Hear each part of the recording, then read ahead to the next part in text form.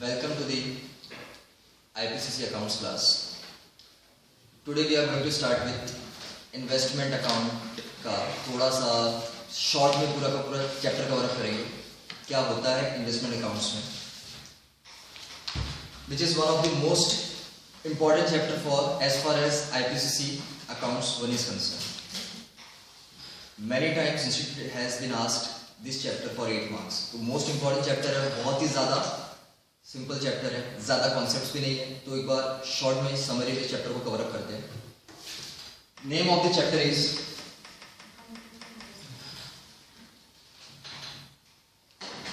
Investment accounts. है क्या इस चैप्टर में? दो टाइप के सम्स आते हैं. There are two types of sums. एक सम रहेगा डिबेंचर्स और आई कैन से बॉन्ड्स. इन पे डिपेंड रहता है. यह असम्पशन किया जा रहा है कि आपको इन्वेस्टमेंट के बारे में और एक्स इंटरेस्ट प्राइस और कम इंटरेस्ट प्राइस क्या होती है उसकी थोड़ी बहुत नॉलेज है. उस बेस पे आपको रिवीजन करवाया जा रहा है. ठीक है. अब जो डिबेंचर्स है, डिबेंचर्स एंड बॉन्ड्स के सम्स में क्या होगा? डिबेंचर्स मुझे क्या रिटर्न देगा? डिबेंचर्स में अगर मैं इन्वेस्ट करूं, बॉन्ड्स में अगर मैं इन्वेस्ट करूं, तो they are going to return me as interest. उनसे मुझे मिलेगा इंटरेस्ट. अब हमें जब सम्स की प्रैक्टिस करनी है तो किन चीजों पे ध्यान देना है? हमें इंटरेस्ट में एक्स इंटरेस्ट और कम इंटरेस्ट पे ध्यान देना. X interest means what? X interest जैसे नाम ही बता देता है, एक्सक्लूडिंग इंटरेस्ट, जिसके अंदर इंटरेस्ट इंक्लूड नहीं है. जब कोई चीज उसमें इंटरेस्ट उसमें इंक्लूड है ही नहीं तो मैं उसे एक्सक्लूड कर कैसे सकता हूं? क्या उसे एक्सक्लूड किया जा सकता है अगर वो इंक्लूड ही नहीं है? No. क्लास में कोई स्टूडेंट नहीं है और मैं कहूं उसे बाहर निकालना है, क्या निकाल सकता हूं? नहीं निकाल सकता. दूसरा इंटरेस्ट कौन सा है? Cum interest. Cum interest means including interest. That means I can say जो प्राइस मुझे क्वेश्चन में दी होगी उसके अंदर इंटरेस्ट पहले से इंक्लूड है, मुझे उसे बाहर निकालना है. बाहर क्यों निकालना है? बिकॉज इंटरेस्ट ये वो पार्ट है, इंटरेस्ट वो पार्ट है अगर मैं किसी से कुछ इन्वेस्टमेंट परचेज करूं और उससे मुझे इन्वेस्टमेंट देना पड़े. एक छोटा सा एग्जांपल ले लेते हैं. एग्जांपल लेते हैं जैसे कि एक डिबेंचर्स है मेरे पास, किसी और के पास है डिबेंचर्स, उसके पास 1000 डिबेंचर्स है एट द रेट ₹100 ईच. ये 100 जो है वो फेस वैल्यू है और ये इंटरेस्ट देता है साल में 2 बार. एक है 30th जून एंड 31st दिसंबर. साल में 2 बार इंटरेस्ट देगा. हम एक टाइमलाइन प्रिपेयर कर लेते हैं.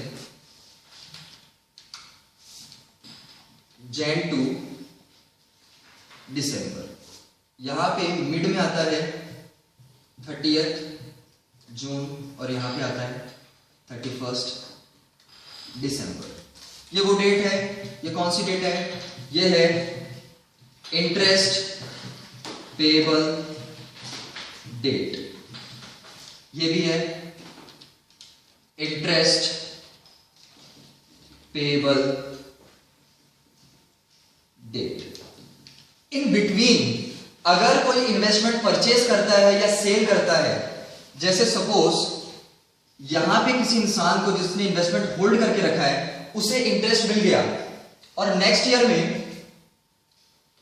1 मार्च को मैंने उससे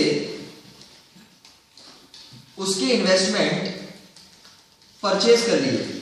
ये दूसरे की टाइमलाइन है, मेरी टाइमलाइन नहीं है. उसने मुझे इन्वेस्टमेंट सेल कर दिया, 100 डिबेंचर्स सेल कर दिए. 100 डिबेंचर सेल कर दिए। तो जब मैं उससे प्राइस पूछने गया तो उसने मुझे क्या जवाब दिया, सर 31 दिसंबर को मुझे इंटरेस्ट मिल चुका था। अब नेक्स्ट ईयर में पूरे जैन मंथ से फेब मंथ तक, फेब मंथ से मार्च मंथ तक, 2 मंथ्स तक मैंने इन्वेस्टमेंट को होल्ड करके रखा। तो इस मंथ का, इस टाइम पीरियड का मुझे इंटरेस्ट चाहिए क्योंकि आप मुझसे मेरा इन्वेस्टमेंट परचेस कर रहे हो। मैंने कहा ऐसा ही। तो उनका जवाब था कि जब 30 जून आएगी तब कंपनी आपको इंटरेस्ट पेमेंट करेगी, बल्कि आप इंटरेस्ट कंपनी आपको पेमेंट करेगी वो होगा 6 मंथ का, जबकि आपने जो इन्वेस्टमेंट है वो सिर्फ 4 मंथ्स के लिए होल्ड करके रखा है। तो जो 2 मंथ्स मैंने होल्ड किया है उसका इंटरेस्ट आप मुझे अभी दे दो। मैंने कहा ठीक है। अब सवाल ये आता है कि जो इंटरेस्ट मैंने उसे दिया क्या वो मेरे कॉस्ट में इंक्लूड होगा कि एक्सक्लूड होगा? ये मेरी कॉस्ट में इंक्लूड होगा कि एक्सक्लूड होगा? अगर मैं कहूं इंक्लूड होगा तो मैं कह सकता हूं ये मेरा खर्चा लग गया है, मुझे वापस नहीं मिलने वाला। और अगर मैं कहूं एक्सक्लूड होगा तो मैं एक्सक्लूड तभी कह सकता हूं जब मुझे वापस मिल जाएगा। और ये तो वो इंटरेस्ट है जो मुझे ड्यू डेट पे वापस मिल जाएगा। तो मैं इसे इंटरेस्ट की कॉस्ट में, मेरी कॉस्ट में एज ए इंटरेस्ट मेरी कॉस्ट इससे नहीं बढ़ा सकता। तो जब मैं इसका कैलकुलेशन करूंगा इंटरेस्ट का और कॉस्ट का, तब मैं कॉस्ट में से इस इंटरेस्ट वाले पार्ट को निकाल दूंगा। कौन सी कॉस्ट में से इंटरेस्ट वाले पार्ट को निकालूंगा? सवाल आता है। तो अगर मुझे क्वेश्चन में कम इंटरेस्ट प्राइस दी हुई है तब जाकर के मैं इंटरेस्ट वाला पार्ट उसमें से माइनस करूंगा। बट अगर कम इंटरेस्ट नहीं दिया है और दिया है एक्स इंटरेस्ट प्राइस तो उसे माइनस नहीं करूंगा। सर ऐसा क्यों? बिकॉज एक्स इंटरेस्ट प्राइस के अंदर इंटरेस्ट इंक्लूड होता ही नहीं है और कम इंटरेस्ट प्राइस में इंटरेस्ट इंक्लूड होता है। इंटरेस्ट इंक्लूड है तभी तो उसे बाहर निकाल सकता हूं। अगर इंटरेस्ट इंक्लूड ही नहीं है तो उसे क्या, कहां से बाहर निकालूंगा? बाहर नहीं निकाल सकता। अब क्या है कि जो डिबेंचर्स एंड बॉन्ड्स है, वर्किंग नोट्स इस चैप्टर में काफी रहते हैं। कौन कौन से वर्किंग नोट होते हैं? सपोज डिबेंचर्स एंड बॉन्ड्स में पहला केस आया purchase at ex interest price. मैंने परचेज किए डिबेंचर्स किसी से एक्स इंटरेस्ट प्राइस पे, मतलब मैंने उसे वो प्राइस दिया जिसके अंदर इंटरेस्ट इंक्लूड नहीं है, जिसमें इंटरेस्ट इंक्लूड नहीं है। तो मैं यहां पे सिर्फ और सिर्फ एक ही वर्किंग नोट करूंगा। जो वर्किंग नोट्स होंगे सिर्फ एक होगा। कौन सा होगा वो वर्किंग नोट होगा इंटरेस्ट का। सर इंटरेस्ट का वर्किंग नोट क्यों? क्योंकि जब मैं इन्वेस्टमेंट उससे परचेस कर रहा हूं, सपोज इसी एग्जांपल में मैं लेता हूं, इस डेट पे मैंने इन्वेस्टमेंट परचेस किया, तो मैं ये कहूंगा कि इस डेट पे जो मैंने इन्वेस्टमेंट परचेस किया है उस इन्वेस्टमेंट पे कितना इंटरेस्ट ड्यू हो चुका है, उस इन्वेस्टमेंट पे कितना इंटरेस्ट ड्यू हो चुका है, जो कि अब मैं इन्वेस्टमेंट परचेस कर रहा हूं उस पे मुझे अब कितना इंटरेस्ट मिल सकता है इस डेट तक का। उसके लिए मैं इंटरेस्ट का एक कैलकुलेशन करूंगा। सिर्फ एक ही वर्किंग नोट आएगा, उससे ज्यादा नहीं आएंगे। सर सवाल आता है अगर परचेज किया एट कम इंटरेस्ट प्राइस, कम इंटरेस्ट प्राइस पे सर अगर हमने परचेज किया तो क्या? तो बच्चों ये होगा, अगर कम इंटरेस्ट पे प्राइस पे परचेज किया है दैट मींस ये वो प्राइस है जिसमें इंटरेस्ट इंक्लूड है। तो पहली कैलकुलेशन तो मेरी वर्किंग नोट में क्या हो जाएगी?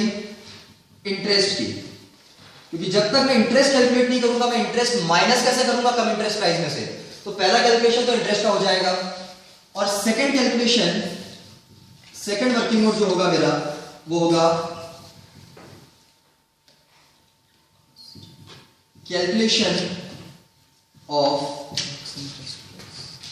X interest purchase price. I can से ये हमारी कॉस्ट है। इसमें सर हमने एक्स इंटरेस्ट परचेज प्राइस का कैलकुलेशन नहीं किया। इसमें एक्स इंटरेस्ट परचेज प्राइस का कैलकुलेशन इसलिए नहीं किया क्योंकि जो मैंने परचेज किया था वो एक्स इंटरेस्ट प्राइस पे ही किया था, तो कैलकुलेशन करने की जरूरत नहीं है। बट यहां पे जो परचेज हुआ है वो कम इंटरेस्ट प्राइस पे देगा। अब ये दो वर्किंग नोट तो हो गए। अब यहां पे एक अलग चीज आती है जिसको हम कहेंगे ब्रोकरेज। दोनों केस में है, अगर मैंने किसी ब्रोकर के थ्रू ये इन्वेस्टमेंट परचेज किए हैं तो क्या उसे पैसा देना होगा? बट ऑब्वियसली देना होगा, ब्रोकर है तो ब्रोकरेज तो देनी होगी उसे। अब जब उसे ब्रोकरेज देंगे तो सवाल ये आता है, जैसे मैंने इंटरेस्ट दिया था परचेस करने के टाइम पे, वो तो मुझे ड्यू डेट पे वापस मिल जाएगा। क्या ब्रोकरेज मुझे ड्यू डेट पे वापस मिलेगा? नहीं। अब ब्रोकरेज मुझे ड्यू डेट पे वापस नहीं मिलेगा तो वो मेरी कॉस्ट में ऐड होना चाहिए कि नहीं होना चाहिए? कॉस्ट में वो ऐड होना चाहिए। कॉस्ट में ऐड इसलिए होना चाहिए क्योंकि वो जेब से मेरे पैसे गए, जा रहे हैं, बट वापस आने वाले नहीं है। तो जो ब्रोकरेज होगी in case of purchase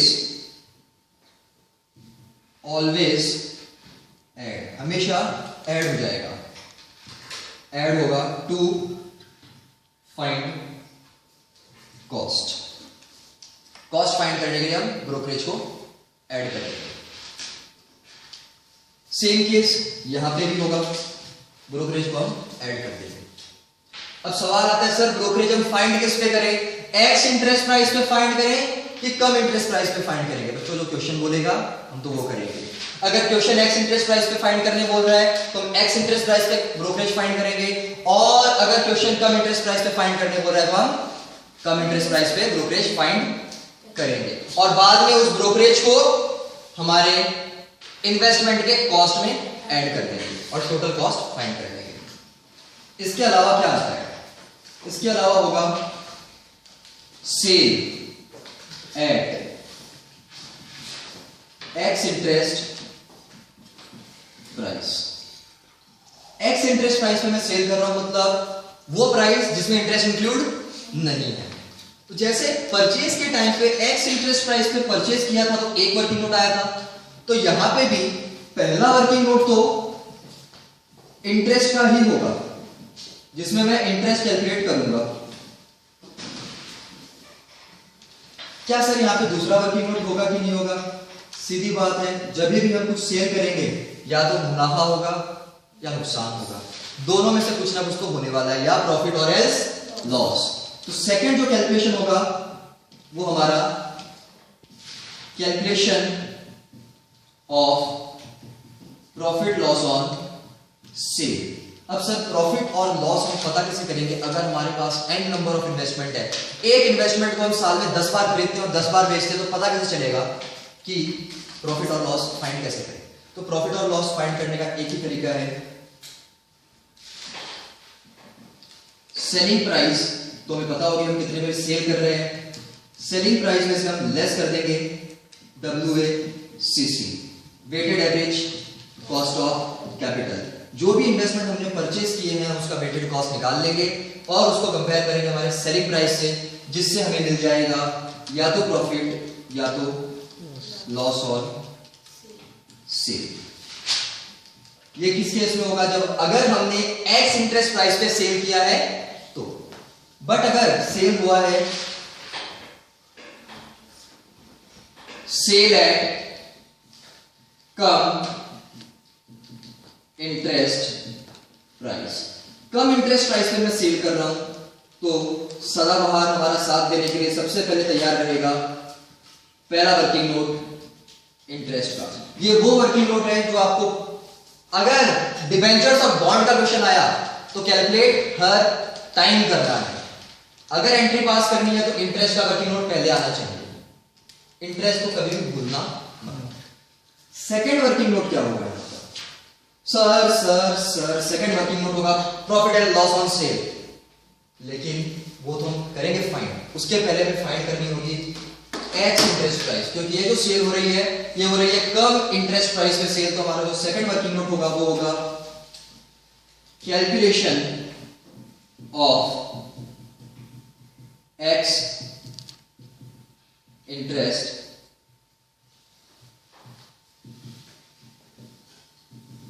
selling price. Ex interest selling price पता कर लेंगे तब जाकर के हम लास्ट में हमारा आखिरी वर्किंग नोट में हम फाइंड करेंगे calculation of profit loss on sale, ये सेम एज एक्स इंटरेस्ट वाला रहेगा, एक्स इंटरेस्ट सेलिंग प्राइस का जैसे हमने कैलकुलेशन किया था, ये कैलकुलेशन जैसे हुई थी वैसे ही ये कैलकुलेशन होगी।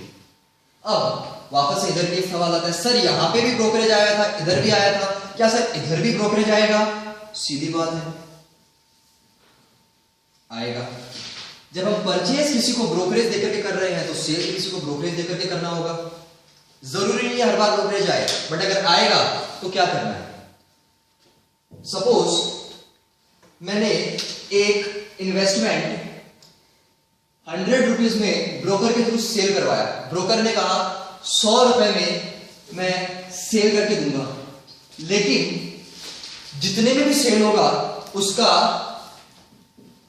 ब्रोकरेज मुझे चाहिए। मैंने कहा ठीक है, कितना ब्रोकरेज चाहिए? उसने कहा 10% सर ब्रोकरेज चाहिए। तो 100 रुपए का उसने सेल तो करवा दिया, लेकिन ब्रोकरेज 10 रुपए का रख लिया। 10 रुपए का ब्रोकरेज रखने के बाद मुझे उसने 90 रुपीज दिए। तो अगर सेल का केस होगा तो जो ब्रोकरेज होगी वो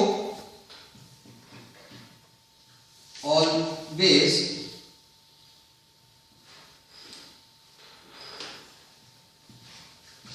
डिडक्ट फ्रॉम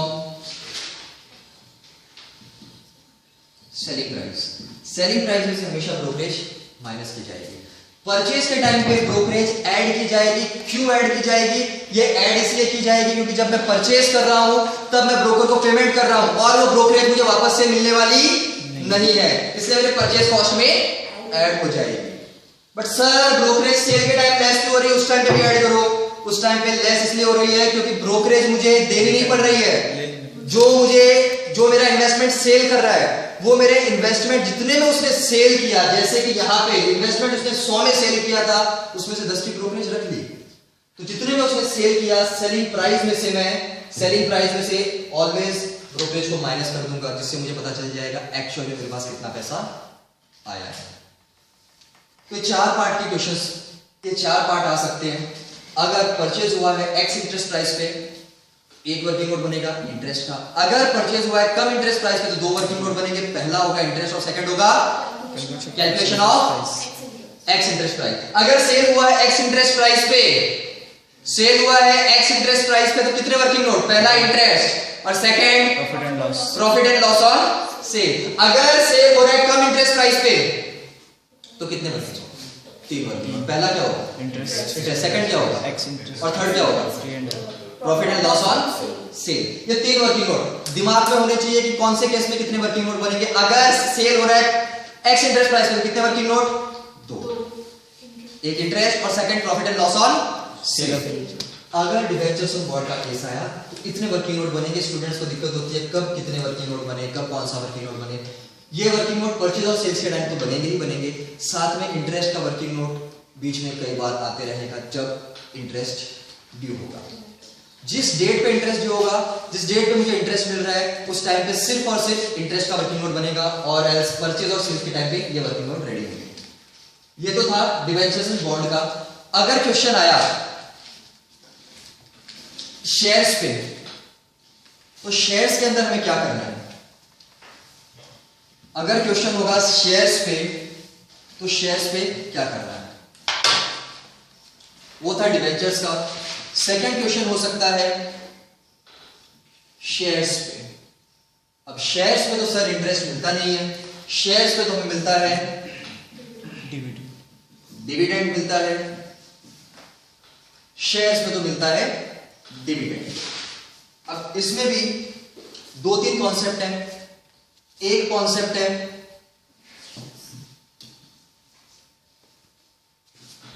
डिविडेंड के केस में, शेयर्स के केस में पहला क्वेश्चन आता है bonus shares. Sir bonus shares में क्या होता है?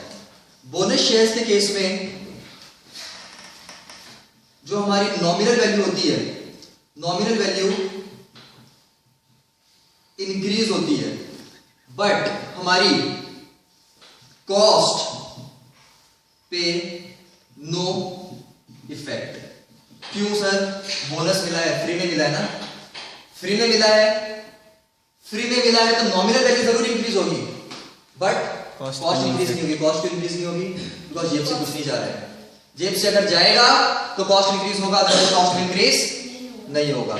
जैसे अगर मैं कोई शेयर पेमेंट करके दूं, पेमेंट करूं और खरीदूं, तो नॉमिनल वैल्यू इंक्रीज होगी प्लस कॉस्ट इंक्रीज होगी। बट अगर बोनस मिल रहा है, बोनस मिल रहा है तो कॉस्ट इंक्रीज नहीं होगा, बट नॉमिनल वैल्यू इंक्रीज होगा। अगला कॉन्सेप्ट है इसके अंदर एक छोटा सा, राइट शेयर्स। राइट शेयर्स के केस में क्या होता है, जो शेयर होल्डर होते हैं